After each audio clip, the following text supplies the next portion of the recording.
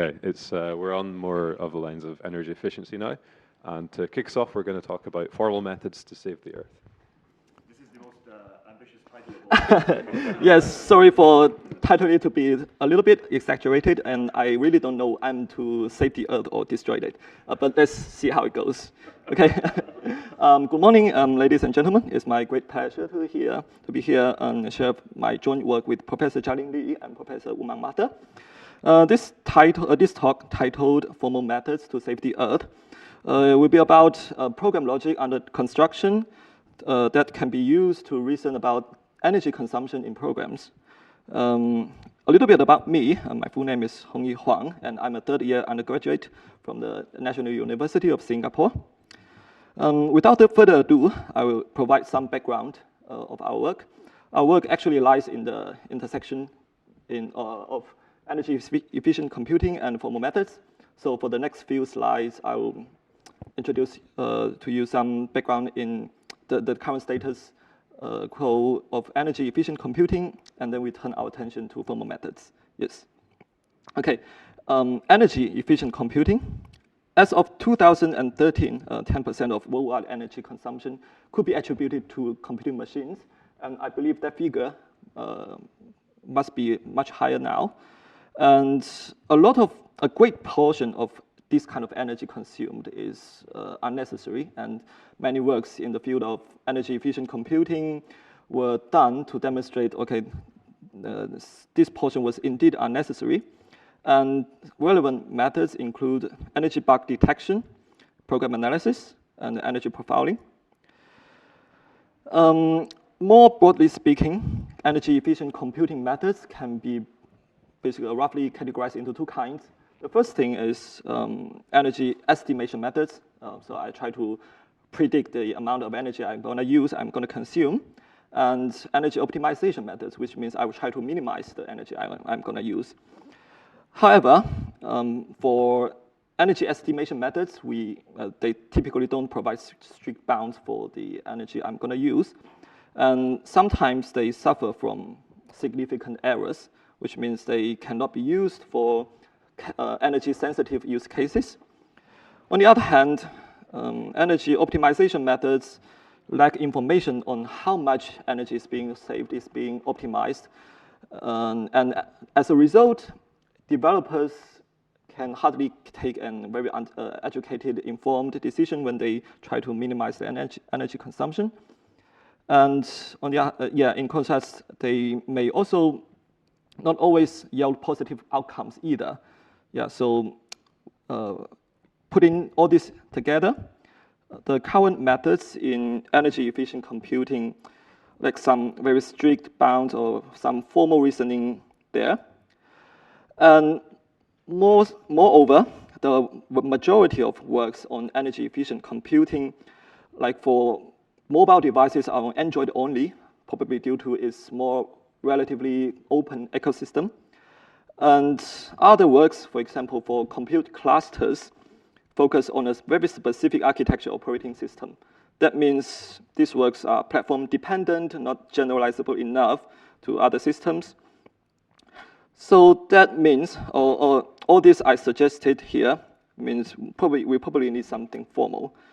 We need a method that is abstract, generalizable, platform independent, sound, and rigorous.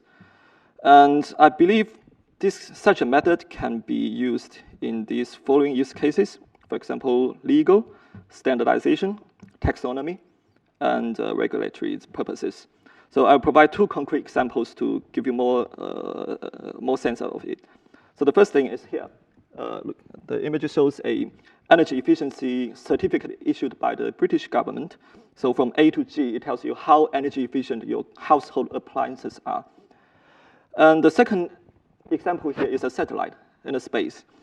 So let's say you want to run a program on a satellite, and you probably would like to ensure that your program never consumes more power than the solar panel can supply, such that it keeps controlling the satellite. Yeah. So just now I said we need something formal, something rigorous. So let's turn our attention to formal methods. We know, actually, energy shares a range of common characteristics with things like system resource usage and time.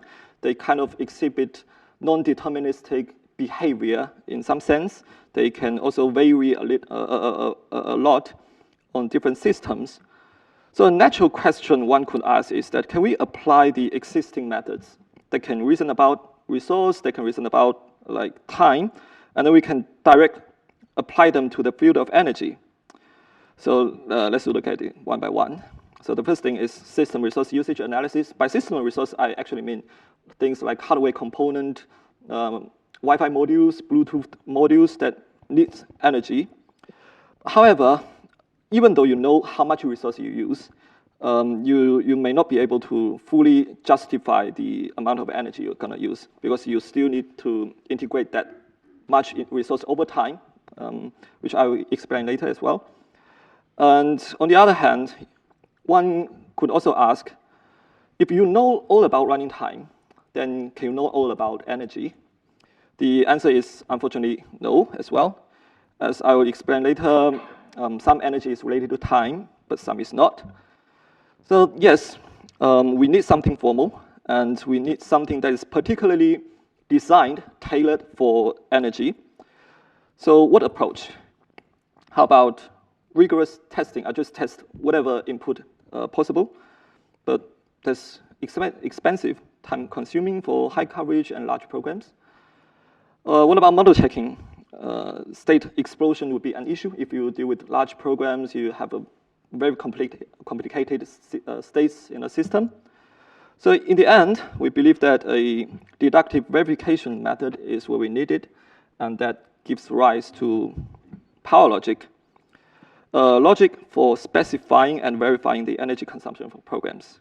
Okay, and to illustrate it more, let's take a look at this very simple snippet of Java-like code.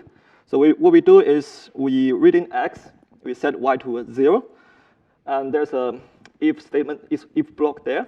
If X is greater than 0, we turn on Wi-Fi, and we enter a very long loop of some computationally intensive tasks, and then afterwards we turn off Wi-Fi. Otherwise, we just set Y to S squared, and finally return Y. So looking at this example, suppose one is to reason about the energy consumption of this program. What aspects does one need to consider?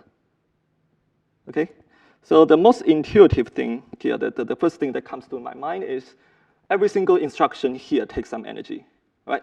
And that kind of energy is consumed in the discrete manner, which means the energy is consumed once the control flow flows over that specific instruction.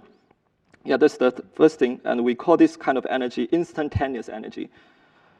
And secondly, a continuous energy supply is needed to keep Wi-Fi on here, between this line and this line. And we call this lasting energy. And system like hardware components like Wi-Fi, like Bluetooth, that need continuous energy supply are part of what we call power state. And we also need to reason about the time for which the Wi-Fi is being kept on to know the final amount of energy that the Wi-Fi needs. Okay, that's the second thing. And lastly, you probably noticed that the energy consumption for the if branch and the else branch differ a lot. And our program logic should be able to reason about like when to take the if statement, when to take the else statement, when a while loop terminates, something like that. So like many traditional program logics, so that affects the control flow affects energy consumption as well. And in this particular case, when to take the if branch, when to take the else branch actually depends on the value of X. And we call this the data state. I will explain this later as well. So to summarize, we conceptually divide a system into such a two disjoint parts. Its power state and its data state. So power state includes things like the status of Wi-Fi, the status of Bluetooth, the CPU frequency, the number of active cores in CPU. And on the other hand, we have data state. That means what is in your registers, what is in your memory, your caches, your pipelines. And we can interpret it that way as lasting energy is needed to maintain the power state, and instantaneous energy is needed to mutate some state, including the power state and the data state. And what is nice about this kind of conceptual framework, that kind of categorization of energy, is that it helps us do some kind of compositional analysis and frame reasoning, as in lasting energy in the background and instantaneous energy in the foreground. So you can reason about these two things separately. Yeah. And in the future, you may want to see this more fine-grained graph that illustrates the dependency relationships among all the aspects we want to consider. But for the sake of time, I'll just skip this for now. So therefore, power logic should have the following semantics. The first thing, I want to reason about the control flow, to know how programs execute along the control flow. And the second thing is, I would like to know the how much resource I'm going to use, how many hardware components I occupy, and what is on, what is off. And the third thing, which is the last thing here, is not only I need to know what is on during my program execution, I also need to know for how long that thing is on, so that I can integrate over time to know to get the final energy consumption.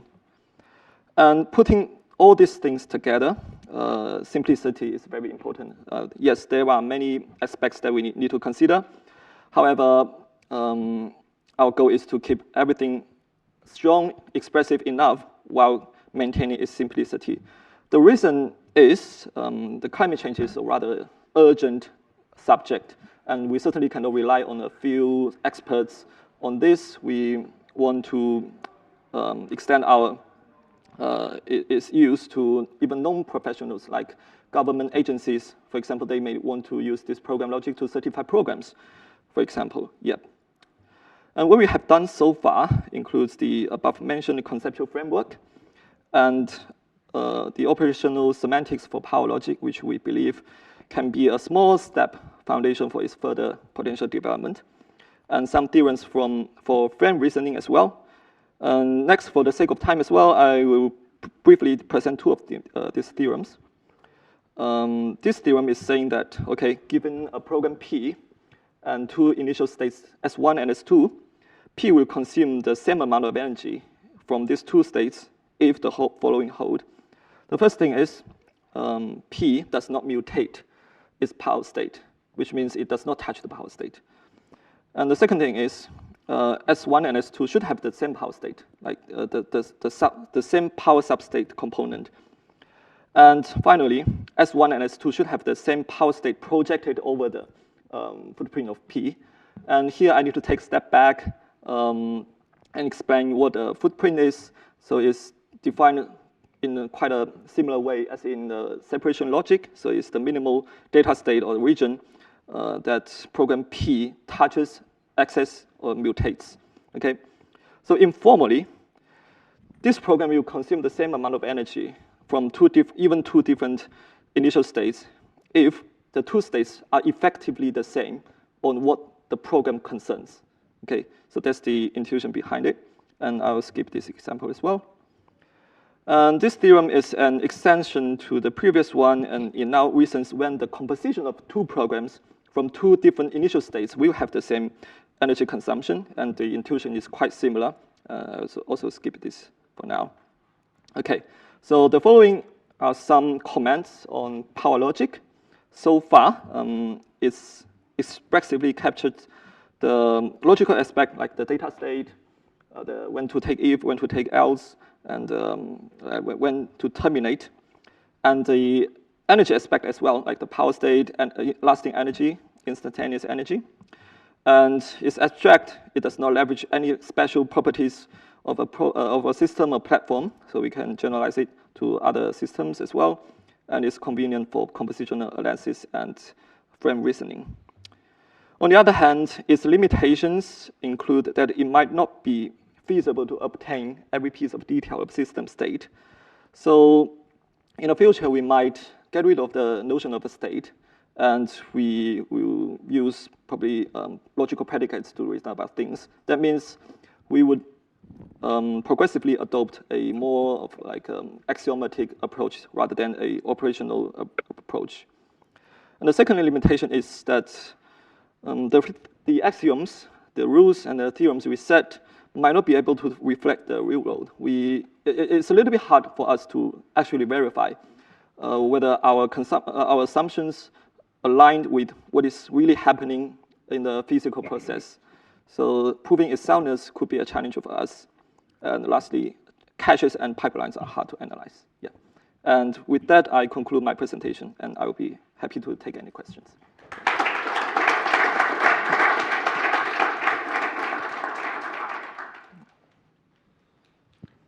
Could you go back to one of the examples you had before? Let's just see a little bit of the detail. Which example? Yeah, if you just look at this one. Yeah. Yeah. Okay, so you're kind of looking at the level of like quite low level, right? Sort of at this at that machine code level. Yeah. So, I mean, you touched on this a bit in the limitations, but are you kind of imagining like slightly tuning things based on kind of empirical data about how that architecture behaves, or is the idea to be more abstract than that? Our strategy is to stay symbolic for the time being now. You mentioned that, yes, different systems could have different characteristics. For example, different systems could consume different amounts of energy when they execute this instruction. But our approach is that we don't care about the actual values for now. We just use, let's say, this instruction takes alpha amount of energy, and then we keep deduction, and we keep reasoning until the end. We substitute different values from some empirical data for different systems. Yeah, so that's the strategy. Yeah.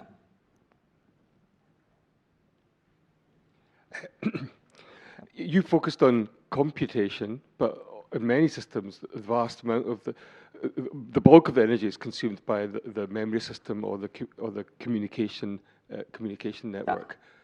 Yeah. So I guess that's. I mean, I don't know if I've got a question. That's just a comment. That's kind of a concern about calculus that focuses just too much on computation rather than communication. Oh, communication. So network interface card could be a even just a memory system, power state as well.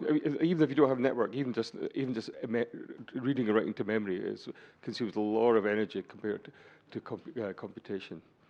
Yes, but let's say if you consider like load store instructions as well, then we can also formulate these kind of things as instantaneous energy. Like when you load something into the memory, then you certainly need to spend some amount of energy. Yes. So in order to analyze the power consumption of the program, like do you need another program to analyze it? You mean to automate it? Yeah. Yes, it's definitely part of our plan. We would like to develop a fully automated proof assistant for that. Yes. And the proof assistant, will it consume how much energy? Oh, I see. I actually considered this as before as well. I was thinking like to put it more like to put it broader, like the things we are doing now in the energy efficient computing. Like let's say I know some more people they test a lot of programs just to know their energy consumption, and the energy spent to test these programs may even be more than the amount of energy you can save. Okay, so I believe this the kind of situation that like what use cases you're gonna apply in matters. So let's go back to the example of the satellite, right? So if one would say, okay, I might spend more energy to test the program on the satellite than the amount of energy I can save. But it's still worth doing so, right? Because it's a sensitive situation, it's critical, like energy is critical on satellite than on the ground. So you probably need to spend, yes, more energy on the ground to test it and verify it, and then you can safely launch it to the space. Yes, so that's my broader answer to your question.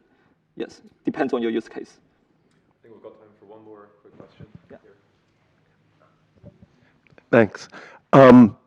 You said, look, there are things different going on in this logic, Yeah. but that just might mean you need different primitives Yeah. in the logic rather than a different logic. Yeah. So you didn't say much about your actual system. Are you building on top of one of the zillions of existing systems for doing formal proofs that would, for instance, let you keep track of what the actual state of the program is, because that's relevant? Or are you doing your own from scratch? Or Okay. what's going yeah. on? Can I rephrase your question just to test my understanding? So you are saying that are we combining different Mathur program logics together, or we are building, like, creating our own building blocks from scratch? Mm-hmm. Is that what you are asking? Yeah, I would say it's combination of both strategies. We certainly need to reference some previous works and to understand what's happening in the system. But on the other hand, some modification could be done to simplify things. As you know, if you just put like 3 or 4 Mathur program logics together, then you probably need a lot of things to do to solve the compatibility issue. Yeah, so I would say we would do both the strategies you mentioned. Yeah. I'll put my question a different way. Yeah. You talked about things being platform dependent, Yeah. and that's a problem. Yeah. Similarly, right, we've got lots and lots and lots of different reasoning platforms, Yeah. and now you've got your own. Yeah. And if everything is done just in terms of your own platform, it's hard to port it to all the others. What I'm hoping is you would give us some principles like, well, you need these primitives that you can just add to your existing logic, I see, or I see. you need to use linear logic here, I see. or there's this thing that's almost like linear logic, but not quite for this reason, something at a higher level. Is there any feedback like that you can give us yet about what we should be looking at for doing power reasoning? So my understanding of your question is something like, okay, if I want to reason the energy consumption of a program on some system, I need this system to satisfy some properties first, right? Yeah. So about this, I'm sorry, I do not have much to say now, but yes, there will be something that we look into in the future. Yes. Yeah, I think coming up with and publishing such things is very important, so I'd encourage you to look in that direction. Thank you very much for the suggestion. Yeah. Thank you. Let's thank our speaker.